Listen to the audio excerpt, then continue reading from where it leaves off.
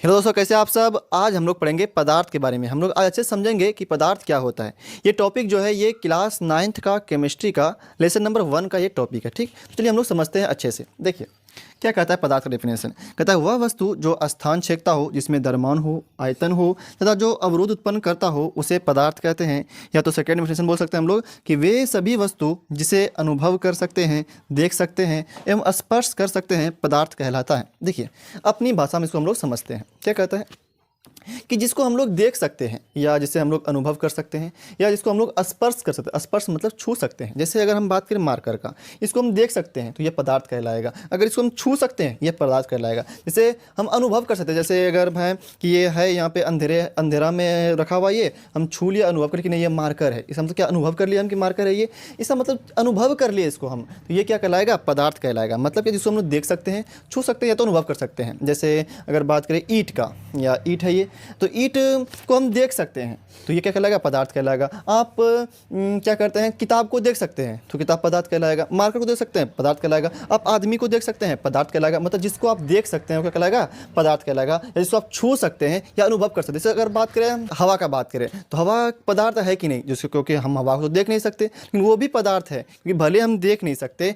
छू नहीं सकते, लेकिन हम अनुभव कर सकते हैं। अनुभव क्या कर सकते हैं हम लोग, कर सकते हैं, वो क्या कहलाएगा पदार्थ कहलाएगा। जैसे आप बोलते हैं कि नहीं हवा चल रहा है, इसका मतलब क्या आप अनुभव करके बताए ना कि नहीं हवा चल रहा है, हवा तेज चल रहा है, तो अनुभव किए, इसका मतलब वो क्या कहलाएगा पदार्थ कहलाएगा। ठीक, इसका एक और डेफिनेशन भी है कि वह वस्तु जो स्थान छेदता हो, क्या करता हो, स्थान छेदता हो, जिसके पास द्रव्यमान हो, आयतन हो और जो अवरोध उत्पन्न करता हो। अवरोध करने का मतलब है रुकावट। देखिए अगर बात करें मार्कर का, ये पदार्थ हम बोलते कि नहीं देख सकते, इसे मार्कर कहलाएगा। ठीक, इसका सेकंड डेफिनेशन क्या होगा, जैसे इसके पास क्या है, ये द्रव्यमान है, इसके पास क्या है, वजन है इसके पास, तो ये द्रव्यमान है और ये स्थान भी छेड़ेगा। जैसे अगर यहाँ पे रखे, हम हाथ पे रखे तो यह हाथ क्या करेगा, जगह चेक लेगा। जैसे इसको कहीं और पे रखेगा तो वहाँ पे क्या करेगा, ये मार्कर जगह चेक लेगा। जैसे अगर इस मार्कर को यहाँ पे रखेंगे तो ये कहेगा बोर्ड का क्या कर लेगा, जगह चेक लेगा।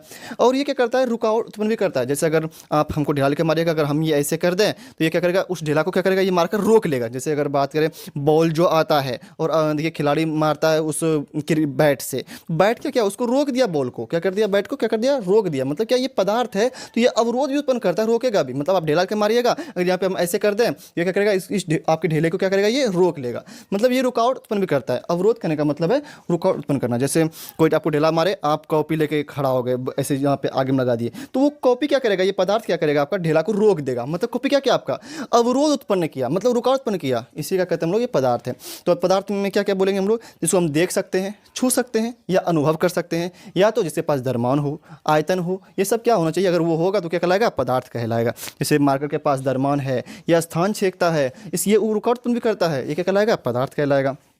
ठीक, वही लिखे हैं, वैसा वस्तु जो स्थान छेदता हो, जिसमें द्रव्यमान हो, आयतन हो तथा जो अवरोध उत्पन्न करता हो, उसे पदार्थ कहते हैं। या दूसरा डेफिनेशन क्या बोलेंगे हम लोग कि वे सभी वस्तुएं जिससे हम अनुभव कर सकते हैं, छू सकते हैं, ठीक, अनुभव कर सकते हैं, देख सकते हैं और स्पर्श मतलब छू सकते हैं, क्या कहलाएगा, वो पदार्थ कहलाता है। जैसे एग्जांपल ईंट, लकड़ी, कलम, कुर्सी, जल, दूध, हवा, बहुत सारा चीज़, मार्कर, जितना भी चीज़ देखते हैं आप, साइकिल, मोटरसाइकिल, बस, ये सब क्या है, ये सब पदार्थ है। तेल, ये सब क्या है, पदार्थ है। अब शराब देखते हैं, वो भी क्या है, पदार्थ है। मतलब कि दुनिया में जितना भी चीज़ को आप देखते हैं वो सारा चीज़ क्या कहलाता है, पदार्थ कहलाता है। जिसको आप देख सकते हैं, छू सकते हैं या तो अनुभव कर सकते हैं। हम हवा को देख नहीं सकते, हम अनुभव तो कर सकते हैं ना, तो वो क्या कहलाएगा, पदार्थ कहलाएगा। अच्छा पूजा बताओ, हवा के पास द्रव्यमान होता कि नहीं होता। जैसे यहाँ पे डेफिनेशन में बोला कि जिसके पास द्रव्यमान हो, जिसके पास क्या हो, द्रव्यमान हो, तो हवा के पास द्रव्यमान है कि नहीं है। हाँ, हवा के पास द्रव्यमान है। जैसे इसे देखिए, हाँ समझिए कि अगर मान लीजिए एक गुब्बारा लीजिए जिसमें हवा भरा हुआ नहीं है, खाली गुब्बारा है, ठीक, और एक हवा लीजिए, एक गुब्बारा लीजिए जिसमें पूरा फुल कर दीजिए और इसको तौलिए, नापिए इसको, तो नापिएगा तो देखिएगा क्या होगा, इसका पलड़ा क्या होगा, भारी होगा, ये क्या होगा, इसका पलड़ा क्या होगा, झुक जाएगा इधर की ओर। मतलब क्या, जरूर दोनों बैलून एक ही था क्योंकि इसमें हवा भरे थे इसलिए झुक गया ना। इसका मतलब क्या, हवा के पास द्रव्यमान होता है, हवा के पास वजन होता है, इसलिए इधर झुक गया। इसका मतलब हवा के पास द्रव्यमान है, ये पदार्थ है। ये क्या है, पदार्थ है। ठीक, और यहाँ का अगर यहाँ पे बैलून में हम हवा रखे तो बैलून में क्या करेगा, जगह चेक लिया, इसका मतलब क्या है, हवा पदार्थ है। ठीक, और हवा रुकावट भी उत्पन्न करता है। देखिएगा कि अगर आप साइकिल चला रहे हैं या बाइक चला रहे हैं, कुछ भी चला रहे हैं आप, तो अगर सामने से अगर हवा आए तो आप साइकिल देखकर चला नहीं पाइएगा, कितना भी पेडल मारिएगा आपका साइकिल आगे बढ़ता है नहीं, बहुत कम आगे बढ़ता है। अगर वही बात करें कि अगर जिधर से आप जा रहे हैं, जिधर जा रहे हैं और उसी साइड से अगर हवा भी आ रहा है तो आपको जल्दी कर देगा, मत भेज देगा। मतलब क्या करता है, वो रुकावट नहीं करता है। अगर आप साइकिल चला रहे हैं और उधर सामने से हवा आ रहा है, आप इधर से इधर आगे जा रहे हैं और सामने से हवा आ रहा है, तो आपको साइकिल को रोक देता है, जल्दी चलेगा नहीं। मतलब क्या, वो रोक रहा है, रुकावट उत्पन्न कर रहा है, मतलब अवरोध उत्पन्न कर रहा है। तो जो पदार्थ के पास, जो वस्तु के पास, जिस वस्तु के पास क्या होगा, द्रव्यमान होगा, आयतन होगा, जो जगह छकेगा या जो अवरोध उत्पन्न करेगा, वो क्या कहलाएगा, पदार्थ कहलाएगा। या जो जिसको हम लोग देख सकते हैं, जिस सामान को, जिस वस्तु को हम देख सकते हैं, छू सकते हैं या अनुभव कर सकते हैं, वो भी क्या कहलाएगा, पदार्थ कहलाएगा। एग्जाम्पल बहुत है, ईंट, पत्थर, कुर्सी, कलम, जल, तेल, हवा, ऑक्सीजन गैस, ये सब क्या है, ये सब पदार्थ। ठीक, अगर आपसे पूछा जाए कि बताओ पदार्थ कितना अवस्था में हो सकता है, पदार्थ कितना अवस्था में हो सकता है, पदार्थ कितना अवस्था में हो सकता है, तो बोलेंगे हम लोग पदार्थ 3 अवस्था में होता है। कितना अवस्था में होता है, 3 अवस्था में। पहला का नाम है ठोस, दूसरा का नाम है द्रव, तीसरा का नाम है गैस। पहला का नाम क्या है, ठोस, इसको कहते हैं हम लोग सॉलिड। क्या कहते हैं इसको हम लोग, सॉलिड कहते हैं। द्रव को कहते हैं हम लोग लिक्विड, और गैस को कहते हैं हम लोग तो गैस ही कहते हैं। ठीक, लेकिन अगर हम 9th क्लास का बात करें तो यहाँ पे हम लोग 2 और स्टेट के बारे में पढ़ेंगे, 2 अवस्था और के बारे में पढ़ेंगे। चौथे अवस्था का नाम होगा प्लाज्मा, चौथे अवस्था का नाम क्या होगा, प्लाज्मा होगा। और 5वीं अवस्था का नाम होगा BEC। इसका फुल फॉर्म होता है boss Einstein condensate, boss Einstein condensate. तो आपसे पूछा जाए बताओ कि पदार्थ का कितना अवस्था होता है कुल 9th क्लास में, तो क्या बोलेंगे हम लोग, 5 अवस्था, ठोस, द्रव, गैस, प्लाज्मा और BC। लेकिन वैसे देखा जाए तो 3 ही अवस्था होता है, ठोस, द्रव, गैस, मेनली 3 ही पढ़ते हैं हम लोग, ठोस, द्रव, गैस। लेकिन अगर बात करें कुल कितना अवस्था हो सकता है, तो 5 अवस्था होता है, तो ठोस, द्रव, गैस, प्लाज्मा और BC। हम लोग इस प्लाज्मा और BC के बारे में भी अच्छे से पढ़ेंगे। ठीक, अच्छा पूछा जाए बताओ कि पदार्थ किन से मिलकर बना होता है, पदार्थ किन से मिलकर बना होता है, तो बोलना होगा आपको कि पदार्थ जो होता है वो बहुत ही छोटे छोटे कण से मिलकर बना होता है, अति सूक्ष्म कणों से मिलकर के बना होता है। जैसे अगर बात करें यही मार्कर, ये जो है ये बहुत ही छोटा कण के मिलकर बना हुआ है। किससे मिलकर बना हुआ है, छोटा कण के मिलने से बना हुआ, बहुत छोटा छोटा कण के मिलने से बना हुआ है ये, जिसको आप देख नहीं सकते। अगर आप जूम कीजिएगा इसको, देखिएगा तो ये बना होता है ऐसे। अगर ठोस है तो ये ऐसे बना हुआ है, इसका कण बहुत छोटा कण होता है इसका, ये बहुत छोटे कण के पदार्थ मिलने से क्या होता है, ये बना होता है।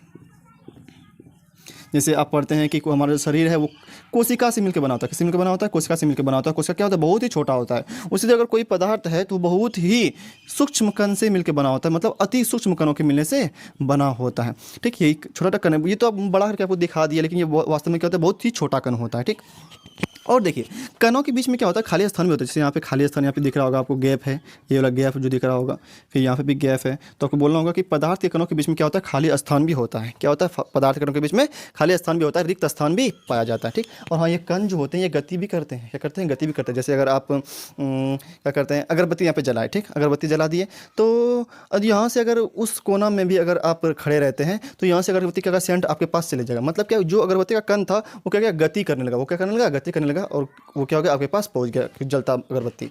वैसे अगर क्योंकि वो गैसीय अवस्था में रहता तो जल्दी पहुंच गया आपके पास। अगर वही अगरबत्ती जला नहीं रहता तो नहीं पहुंचता आपका सेंटर। लेकिन वो जब गैस वो जला दिए तो वो गैसीय रूप में उससे धुआं चले गया, तो वो क्या होता है, वो ज़्यादा गतिशील होता है, इसलिए आपके पास जल्दी पहुंच गया। ठीक, जैसे गर्मा गर्म खाना बन रहा हो तो बहुत दूर से ही आपको पता चलता है कि नहीं वहाँ पे खाना बन रहा है। इसका मतलब क्या, वो जो कण है वो गति कर रहा है, तो कण गतिशील भी होते हैं। ठीक, और कण बहुत छोटे होते हैं, सूक्ष्म होते हैं, और कणों के बीच में खाली स्थान भी होता है। और कण जो होता है एक दूसरे को जकड़ के रखते हैं, मतलब इसके बीच में क्या करता है, आकर्षण बल भी कार्य करता है। क्या क्या बोले, कण अति सूक्ष्म होते हैं। अच्छा पूछा जाए पहली बात, पदार्थ किन से मिलकर बना होता है, तो बोलना होगा पदार्थ अति सूक्ष्म कणों से मिलकर बना होता है। पदार्थ के जो कण होते हैं ये बहुत छोटे होते तो होते ही हैं, और इसके कणों के बीच में खाली स्थान भी होता है। जैसे ये खाली स्थान आपको दिख रहा होगा, ये खाली स्थान है, और कण जो है एक दूसरे को आकर्षित करते हैं, मतलब इसके बीच में क्या करता है, आकर्षण बल कार्य करता है, और कण जो होते हैं वो गतिशील भी होते हैं। अच्छा, पहले के जो वैज्ञानिक थे उनके अनुसार मानना था कि पदार्थ जो होते हैं वो 5 मूल तत्वों के मिलने से बने होते हैं। किससे मिलने से होते हैं, 5 तत्वों के मिलने से बने होते हैं, 5 मूल तत्वों के नाम बनने से होते हैं। उसका नाम था क्षिति, जल, पावक, गगन, समीरा। क्या नाम है उसका, क्षिति, जल, पावक, गगन, समीरा। क्षिति, जल, पावक, गगन, समीरा। पदार्थ, कोई पदार्थ जो है वो इन्हीं 5 तत्वों के मिलने से बना होता है। क्षिति, जल, पावक, गगन, समीरा। क्षिति का जल मतलब होता है मिट्टी, जल का मतलब पानी, पावक का मतलब आग, गगन मतलब आकाश, समीरा मतलब हवा। क्षिति, जल, पावक, गगन, समीरा, पंच तत्व मिल बना शरीर, मतलब इन्हीं 5 तत्वों के मिलने से हमारा शरीर भी बना हुआ है। ठीक, तो यही था। फिर हम लोग इसके बाद भी पढ़ेंगे ठोस द्रव गैस के बारे में अच्छे से हम लोग सीखेंगे कि क्या होता है ठोस द्रव गैस, इसका परिभाषा क्या होता है, इस अवस्था के बारे में हम लोग अच्छे से पढ़ेंगे। ठीक, तो अगर वीडियो आपको पसंद आया हो तो वीडियो को लाइक कर दीजिएगा, चैनल को सब्सक्राइब कर दीजिएगा। फिर मिलते हैं हम लोग अगले वीडियो में।